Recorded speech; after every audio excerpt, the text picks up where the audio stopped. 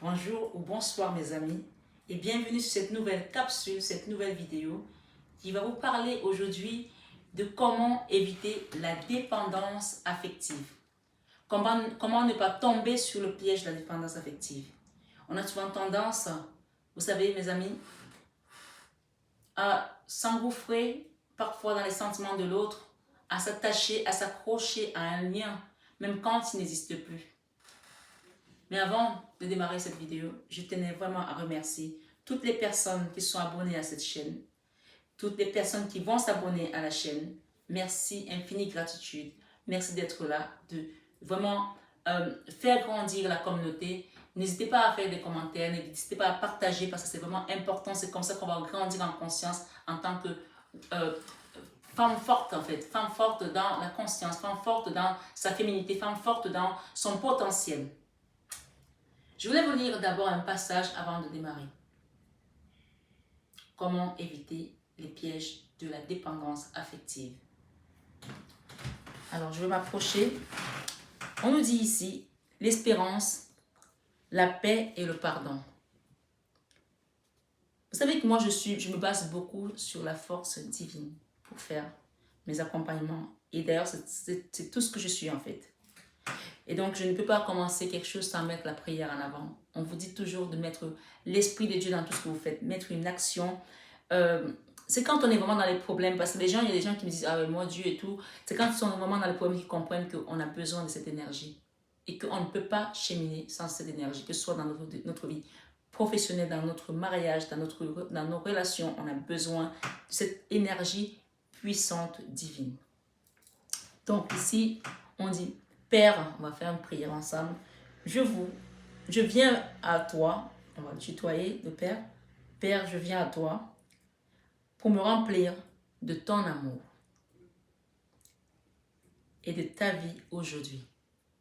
Seigneur, mon espérance est en toi et en toi seul. Guéris-moi, purifie-moi et transforme-moi au nom de Jésus. Amen.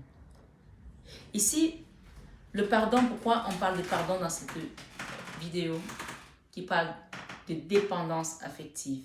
On parle de pardon dans cette vidéo parce que quand on est dans la dépendance affective, on ne sait pas suffisamment aimer. On a aimé quelqu'un d'autre plus que Dieu. On a aimé quelqu'un d'autre plus que nous-mêmes. Donc on peut vraiment revenir à nous et nous demander, mais en fait je mérite mieux que ça. Je me suis traité comment? Comment je me suis laissé traiter? Donc premièrement, il faut se pardonner. Et la paix et le pardon, on nous parle de la paix pour que la paix revienne dans ton cœur. Et puis parfois, il y a peut-être aussi un protagoniste qui est concerné dans l'affaire à qui on doit peut-être pardonner ou qui doit demander un pardon. Mais on verra un peu plus tard. Donc j'ai un texte ici qui vous parle. Certaines affirmations que les femmes voient souvent, certains affirment que les femmes voient souvent la vie comme un bol de spaghettis avec toutes les relations enchevêtrées, se touchant et s'affectant les uns les unes aux autres. Et que les hommes voient la vie comme une gaufre avec chaque partie de leur vie qu'ils comparent, de leur vie comparable autant pour moi à un petit compartiment. Il doit être plaisant parfois de vivre une vie de gaufre. Mais le plus souvent, la vie est plutôt comme des spaghettis.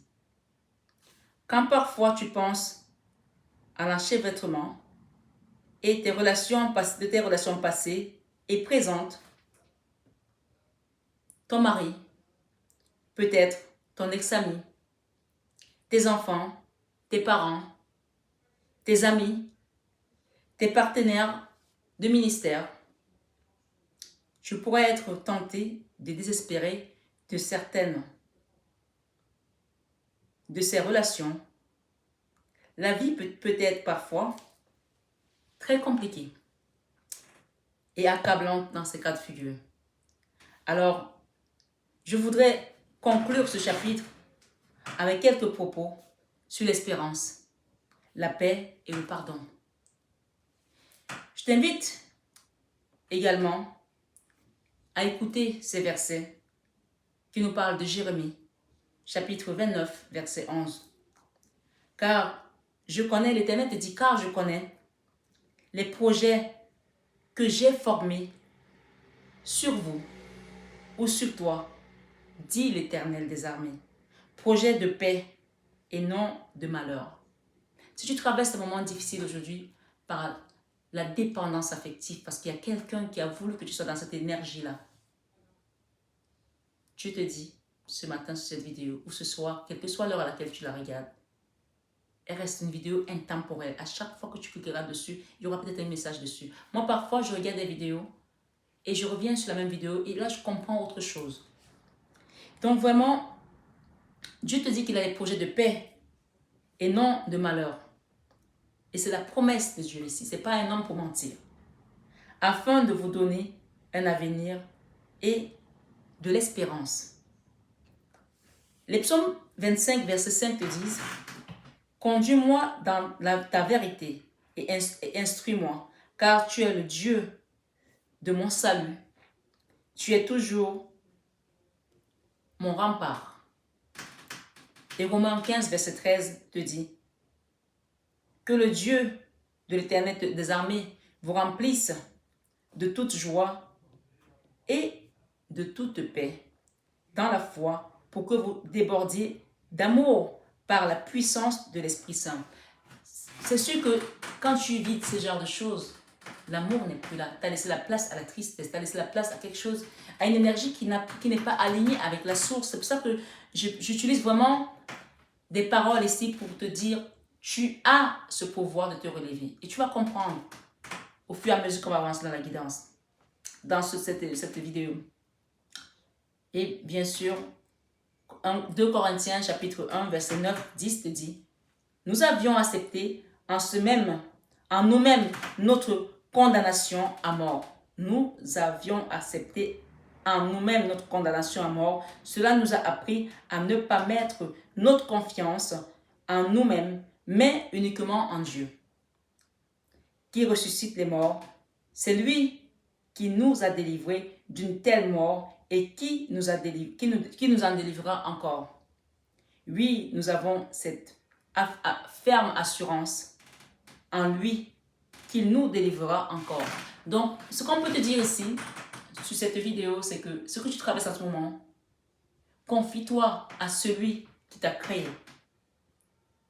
Et lui, il a le pouvoir de transformer cette tristesse en amour, cette tristesse en paix. Et on te dit un peu plus loin dans Éphésiens 1, 18, « Je prie qu'il illumine les yeux de votre cœur. » Tu imagines? Je prie qu'il illumine les yeux de votre cœur. Donc, il faut que ton cœur voit autre chose. Je prie qu'il illumine les yeux de votre cœur pour que vous sachiez quelle est la place ou l'espérance ou l'amour qui s'attache à son appel. Quelle est la richesse de son glorieux héritage au milieu des saints. Oui, quand tu es dans cette énergie-là, tu ne peux plus être productive quand tu es dans la dépendance affective. Alors, on va comprendre déjà comment tu as fait pour tomber dedans. Et les pièges qu'il y a à éviter là, désormais. Le but n'est pas de se dire, oui, j'ai souffert avec un homme, moi je ne veux plus d'homme dans ma vie. Non, pourquoi? Tu n'es pas venu pour, à moins que tu sois bonne sœur, tu me le dis. Mais je ne crois pas. Donc ici, vous savez, je vais vous dire une chose, mes amis. Vous avez certains hommes, parce que je parle aux femmes ici. C'est une chaîne de femmes. Si tu es un homme, tu tombes dessus. Voilà, souffre d'entendre ça parce que c'est vraiment une chaîne de femmes. Il y a certains hommes, quand ils rencontrent des femmes, au début, ils vont être tout mielleux, tout beau, tout gentil. Je en connais même certains qui, moi j'ai entendu des hommes dire, je suis en train de travailler sur cette nana pour qu'elle tombe amoureuse follement de moi. Parce que ils pensent que en te faisant l'amour comme il se doit, tu vas perdre la tête. Mes amis, ne soyez pas dépendante du sexe. Je vous le dis. Ne soyez pas dépendante du sexe. Il y a des femmes qui... J'ai entendu des femmes me dire, oui, je ne peux pas le quitter parce qu'il me fait bien l'amour. Excuse-moi. Excuse-moi. Parce que le mec a préparé son coup pour que toi tu sois dans la dépendance. Et en fait, quand il a fait tout ça, quand un homme t'aime, tu le ressens, tu le vois. D'accord? Il ne va pas tout faire pour que tu tombes dans son piège, te mettre les fleurs au début. Il y en a. Je prends un exemple. Tu rencontres quelqu'un au bout de 4 mois, après il te ghost. Il disparaît. Toi, tu restes dans la dépendance affective. Tu n'as rien fait. Tu ne lui as rien fait. Il disparaît. Il t'a sorti le grand jeu. Les restaurants, les fleurs. Il t'a fait l'amour comme on t'a jamais fait l'amour. Et il part. Et toi, tu vas commencer à pleurer pour cette personne? Excuse me. Mais le mec, il est en train de jouer un jeu. On appelle ça le game. Tu ne tombes pas dans ce piège. En fait, devenez des femmes. Je vais vous expliquer une chose. Si vous voulez être une femme qui reprend son pouvoir, oui. Si vous voulez être une femme qui reprend son pouvoir, soyez et l'équilibre du yin et du yang. C'est-à-dire que aussi bien tu peux avoir ta polarité féminine où tu es coquette, tu vois, tu es coquette, tu peux te permettre de te faire belle autant que tu veux parce que tu as cette féminité. Une femme doit être belle, séduisante. Ça fait partie de tes atouts. Mais en même temps, est ce côté yang qui te préserve, qui te protège. Tu comprends ce que je veux dire? Parfois, il faut utiliser son côté yang, c'est-à-dire que tu prends ton cerveau homme, tu le mets à la place. Parce que quand tu commences, regardez les femmes qui ne sont pas dans la dépendance, qui sont très, comment dirais-je? Généralement, on devient comme ça quand on a des expériences. Mais pourquoi vous avez l'attente de tomber dans ce piège pour devenir ce que vous devez devenir? Ne tombez pas dans le piège. Devenez celle qui va éviter les pièges et même éviter les pièges aux autres jeunes femmes. Oui, il y a des femmes qui contrôlent leur amour, leurs sentiments. On va me dire, mais comment tu veux contrôler tes sentiments? Oui, je veux dire, à un moment donné, quand vous regardez tout ce qui se passe autour de vous, et vous voyez bien que certaines femmes qui sont dans la dépendance, elles dépérissent à vue d'œil. Elles dépérissent à vue d'œil parce qu'elles ont été tellement à donner l'amour que du jour au lendemain, quand elles sont dessus, elles ont l'impression que leur cœur est en train de fondre, de se liquéfier. Elles n'ont plus de cœur. Or, on te dit, mets les yeux dans ton cœur. Tu comprends ce que ça veut dire? La phrase, elle t'a dit quoi? Je vais te la reprendre. J'étais dans 1 Corinthiens. Nous avions accepté en nous-mêmes notre condamnation à mort. Cela nous a appris à ne pas mettre notre confiance en nous-mêmes, mais uniquement en Dieu qui ressuscite les morts. C'est lui qui nous en délivrera d'une telle mort et qui nous en délivrera encore. Oui, nous avons cette espérance en lui qu'il nous en délivrera encore et encore. Et on nous dit ici, je prie qu'il illumine les yeux de votre cœur pour que vous sachiez quel est l'amour qui s'attache à son appel. Mettez les yeux dans votre cœur. N'allez plus à l'aveuglette dans une relation. C'est important. Vous savez, parfois, vous tombez dans une relation avec un homme. Le mec est déjà avec une nana, il ne vous dit pas. Il sait très bien qu'il a fait tout le game pour que tu tombes amoureuse de lui. Pour que lui, tu acceptes qu'il est avec quelqu'un d'autre. Et à un moment donné, tu te dis, je ne peux plus le quitter parce que je suis trop amoureuse. Pourquoi? Il n'a pas été correct dès le départ. Pourquoi tu le gardes? Moi, un mec qui me ment dès le départ, c'est mort. T'as menti? Pour ça, tu as menti pour autre chose. Oui, il y en a qui essayent de jouer à ça. Il se dit, je ne dis pas la vérité. Et après, je prends un exemple. Vous allez rigoler. C'est pas pour me vanter, hein. Mais je me souviens, je rencontre un mec un jour. Et ce mec, il me dit, oui, je te veux. Je veux qu'on vive notre vie ensemble. Je veux ci, je veux ça. Je lui dis, écoute, moi j'ai une situation qui est assez particulière. Je vis dans le même appartement avec mon ex-mari et mes enfants parce que c'est un choix. Maintenant, si tu veux qu'on vive ensemble, j'ai 4 enfants. Donc il va falloir qu'on cohabite, on trouve un moyen de trouver une maison ensemble. Il me dit, non, mais tu sais, on peut faire ça, mais tu viens rester dans mon appartement et tes enfants restent avec leur mari. Mais il ne me l'a pas dit au début. Hein. Il me l'a dit quand on était déjà ensemble. Parce qu'au début, il m'avait montré les appartements, les villas, les machins qu'on avait trouvé une maison. Il me dit, oui, les appartements, j'en ai marre, on va trouver une maison et tout. Quand le moment est arrivé pour qu'on trouve la maison, il n'y avait plus, le même sort de cloche. Parce que, tout simplement, le mec avait menti sur ses revenus. Il avait menti sur plein de choses. Sauf que je dis souvent, le maçon n'a pas de longues jambes.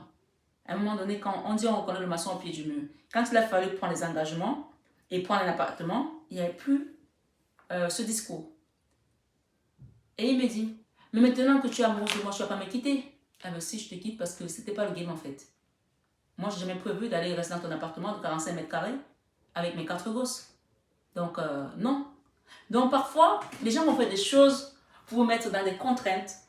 Et vous êtes là, vous vous dites, je peux m'en sortir, je peux sortir, je peux quitter parce que je suis amoureuse. Non, ne t'enferme pas dans ce genre d'énergie, ma chérie. Parce que tu es en train de donner l'aval à quelqu'un d'autre de faire de toi ce qu'il veut. Et tu te condamnes. Sois ton propre maître. Mon chat est sorti de là, la caméra. Alors, c'est incroyable parce que toi, tu es grave. Hein? Voilà, je vous le présente. Il s'appelle Ricky. Il est monté sur la table. Tu dis bonjour, coucou, coucou.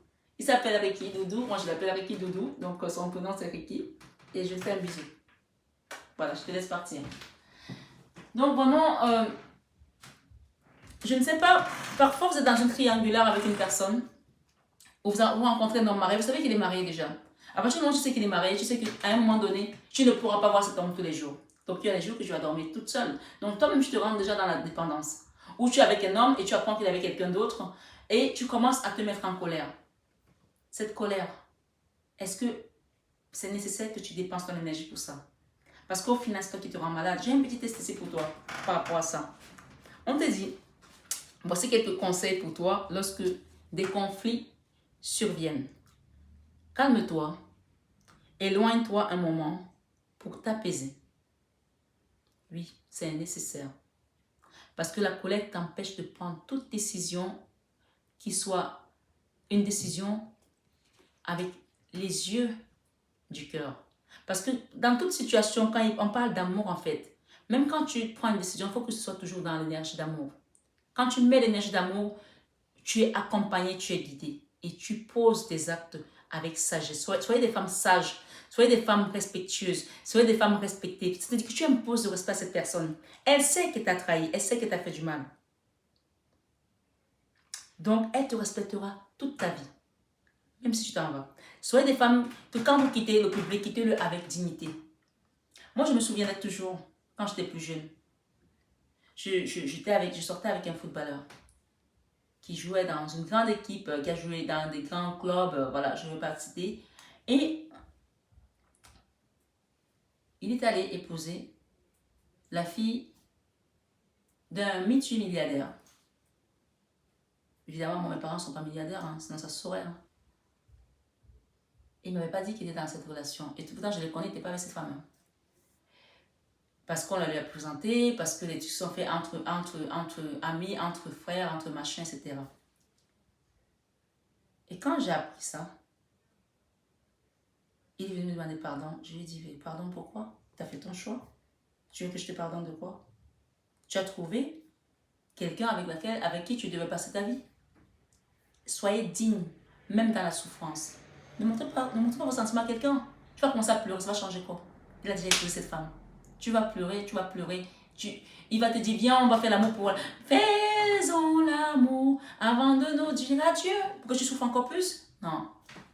Quand quelqu'un te fait ça, tu laisses faire. Vous savez, mes amis, ce que j'ai fait? J'ai quitté la relation dignement. Des années plus tard, cet homme est revenu. Je regrette. Je ne suis pas heureux. C'est avec toi que j'aurais dû me mettre. Viens, on reprend notre relation. Je dis, ça va pas. Moi, je vais sortir avec un homme marié. Il était fou. Je dis, mais tu es fou. Tu sais que je ne sors pas avec un homme marié. Les hommes mariés, déjà commencé. Mais je sais. Mais c'est comme avec toi, non? Toi, tu es avec ton ex-mari depuis. Et voilà, il ne se passe plus rien. Donc, on peut être comme ça. Je dis, niette. Moi, je suis là parce que les enfants. Mais si j'avais trouvé quelqu'un, je me serais divorcée et me remariée. Toi, tu me demandes de revenir avec toi? En concubinage? alors que tu es marié. Non, il ne faut pas accepter ça, ma chérie. Tu n'es pas la cinquième roue du carrosse. Donc, à un moment donné, parfois, nous-mêmes, on se conditionne, on se met dans des conditions qui nous font vivre des cauchemars dans nos vies. Je ne sais pas à qui je parle sur cette vidéo, mais ce que je veux vous dire, n'acceptez pas qu'on vous traite comme vous ne méritez pas. Soyez des femmes dignes, soyez des femmes qu'on respecte, soyez des femmes... Pour qu'un homme te donne de la valeur, il faut que toi-même tu te donnes de la valeur. C'est vraiment, vraiment important que tu le comprennes ici. Pour qu'un homme te donne de la valeur, j'évite de marcher sur mon chat parce que celui-là, il faut que toi-même tu te donnes de la valeur. Qu'on ne marche pas sur vous. Non. Donc, on te dit, quand tu te retrouves dans un conflit, calme-toi. Éloigne-toi un moment et pour t'apaiser. Baisse le ton de ta voix. Oui, c'est important. Elle pourrait avoir gagné quelques décibels.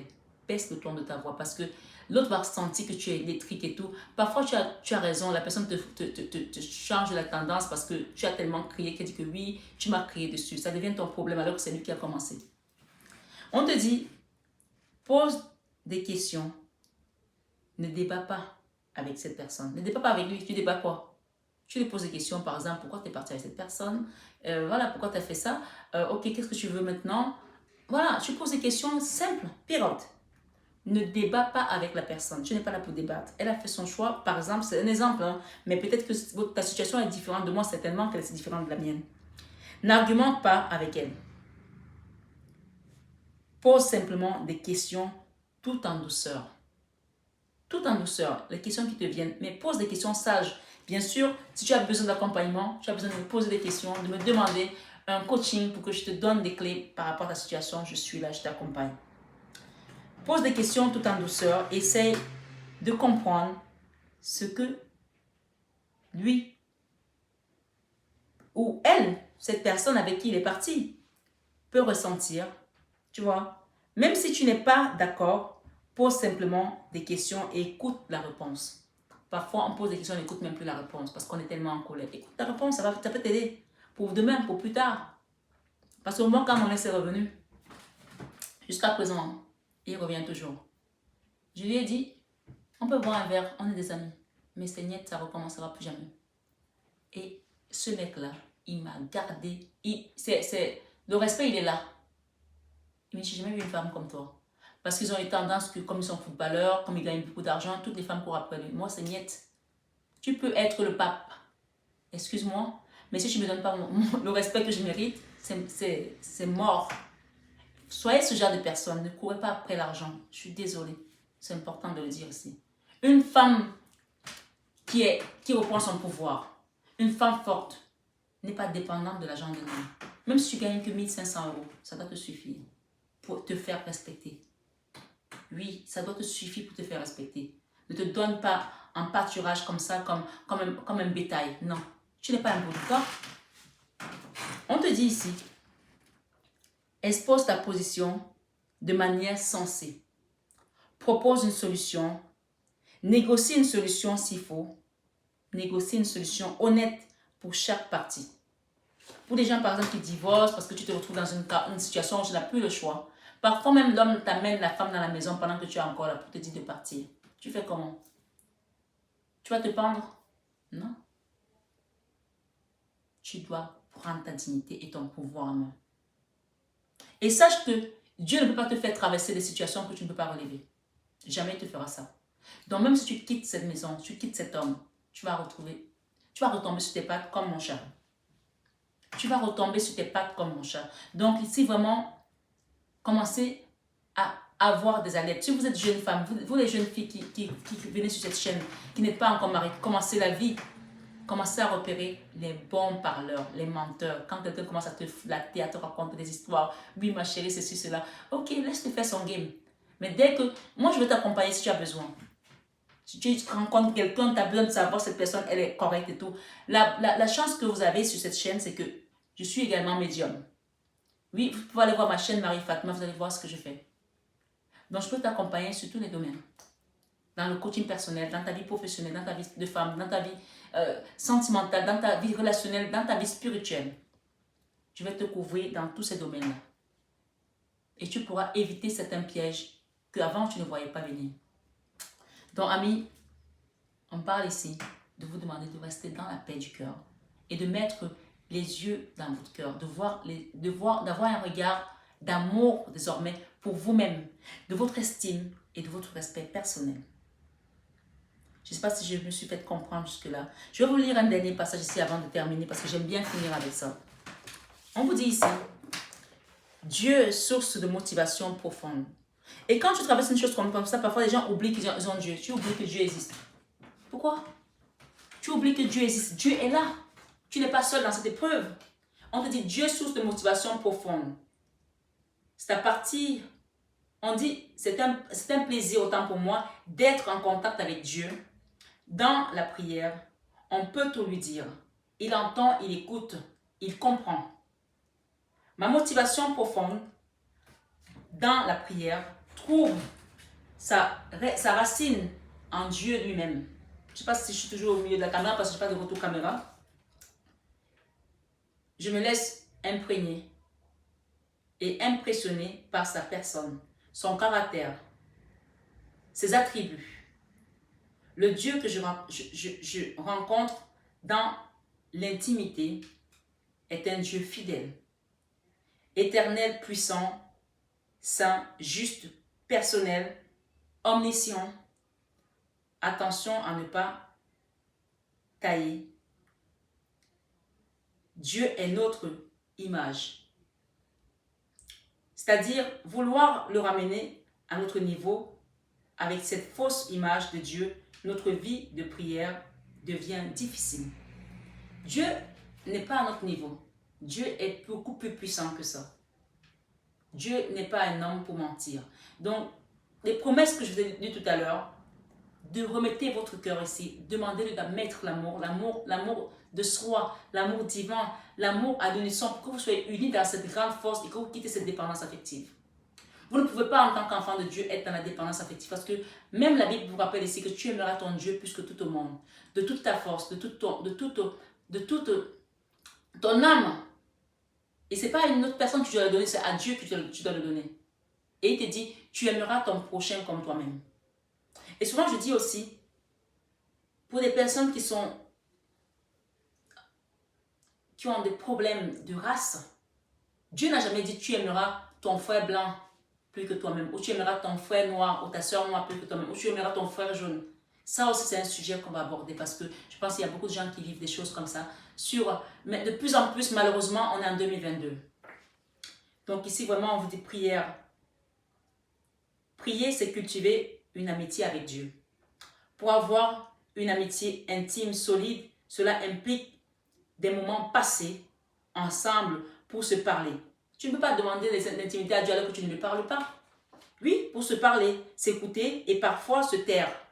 Il est important quand tu as déjà prié comme ça, comme, comment elle s'appelait, Anna, la femme d'Elkana, dans la Bible.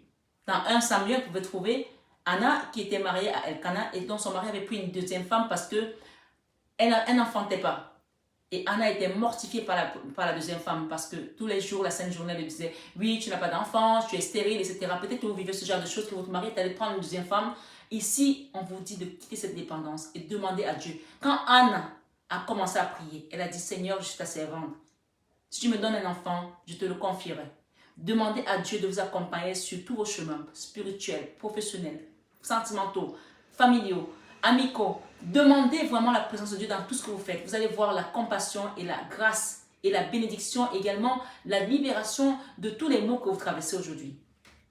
Et Anna, qu'est-ce qui s'est passé? Anna a eu Samuel. Et elle a confié Samuel. C'est pour ça que vous avez Samuel dans la Bible. 1 Samuel, c'est le fils d'Anna qu'elle a eu avec Elkana. Oui. Donc on vous dit ici, parler à Dieu, s'écouter et parfois se taire. Lorsque ce dialogue s'intensifie, on se reconnaît mieux. On se livre davantage. Ah oui, je vous dis, c'est sûr, quand vous commencez à prier, la prière, c'est comme quand vous mangez, l'appétit vient en mangeant. C'est pareil, c'est comme le sexe. Quand vous commencez à faire l'amour, les gens qui restent dans l'abstinence et tout, ils n'ont plus envie de faire l'amour. Peut-être qu'il y a des gens qui sont comme ça ici. Vous n'avez pas dit, j'ai été déçu, je ne vais pas refaire, je ne vais pas retrouver un homme et tout. Moi, j'en veux plus. Non, pourquoi? Est-ce que tu as signé d'être bonne sœur dans cette mission de vie? Quand tu t'es réincarné, tu es venu pour être bonne sœur? Non. Reprends ta vie à main, fais-toi belle, sors, Va au restaurant avec des copines, va boire un verre avec des copines dignes de ce nom. Fais-toi draguer, tu as le droit. Oui, se faire draguer ne veut pas dire que tu es une prostituée, je suis désolée. Fais-toi draguer.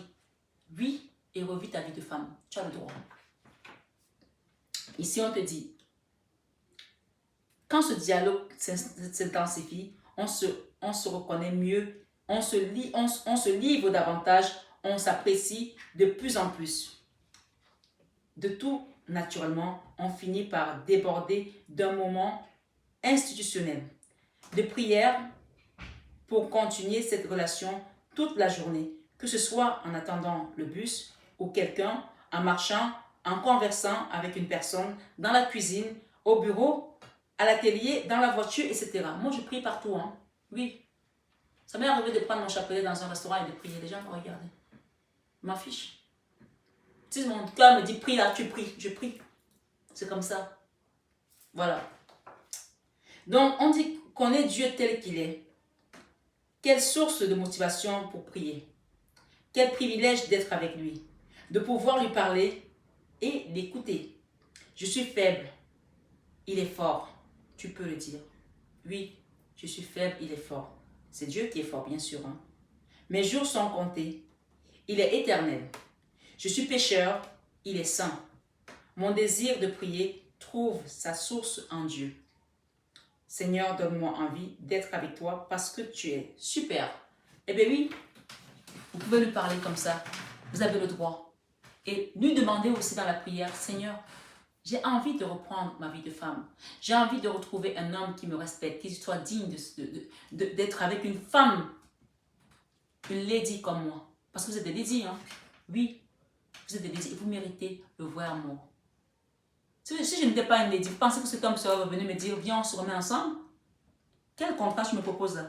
Reste avec ton contrat pourri, j'en veux pas. Ça, apprenez à refuser certains contrats qui ne vous correspondent pas. Parce que vous méritez beaucoup mieux que ça. Et pour le savoir, demandez qu'on vous guide. Demandez à être accompagné par un maître spirituel, par quelqu'un qui est habilité à vous donner également des conseils, que ce soit dans votre vie professionnelle, dans votre vie familiale, dans votre vie spirituelle, dans votre vie sentimentale, pour que vous puissiez avoir ces warnings-là déjà allumés. Quand vous voyez quelqu'un arriver là-bas avec ses grandes dents qu'il a au parquet, vous ne tombez pas dans son piège. Oui. S'il a envie de vous faire être accro à lui, laissez-le travailler. Vous avez pris votre plaisir, excusez-moi de dire ça comme ça, mais c'est son game, vous ne rentrez pas dedans.